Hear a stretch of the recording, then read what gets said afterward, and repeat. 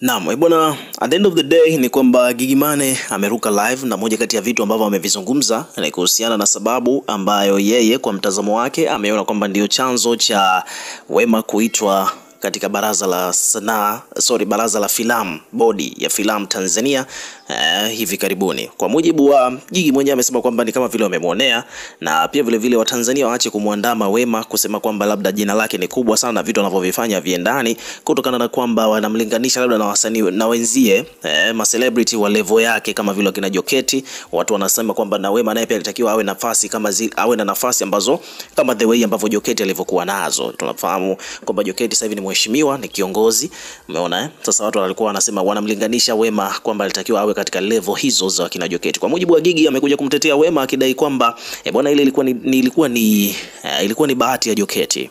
Umeona Kwa hiyo itabaki huko, msitaki kila msanii au kila misi apate hiyo opportunity ambayo Joketi alipata. So msikilize hapa Gigy mwenyewe. Wema kaitwa kwa sababu anamuonea labda na damu yake. Na labda mnataka Wema awe mbunge Miss Tanzania, eti leo akawe mbunge. Hiyo ni bahati ya Joketi tu jamani, baki huko. Ni nini? Hiyo ni Joketi kwa dada Jojo, baki humo. Ni nini?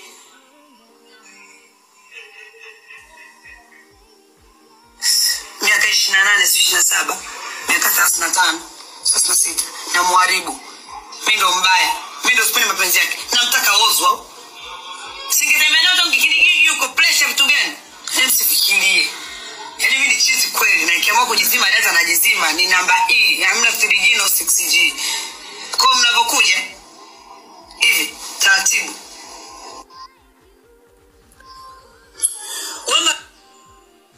So hicho ndicho alichokizungumza Gigy. Una kipi cha kuzungumza? Una maoni gani? Weka maoni yako hapo chini katika comment section. Maana hapa bwana kuna wadau wamekuja kuweka maoni yao. Nataka kusomea baadhi. Kuna mtu anasema bwana huyu yuko straight.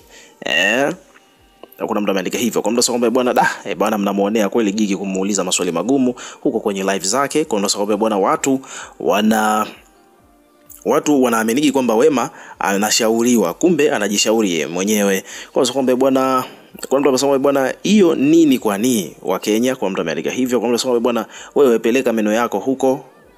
Kuna mtu amekuja kuandika hivyo. So ukiwa kama mdau, weka maoni yako katika comment section, tutakuwa tukisoma na kureplay kila comment, na subscribe kwa ajili ya kupata update zaidi.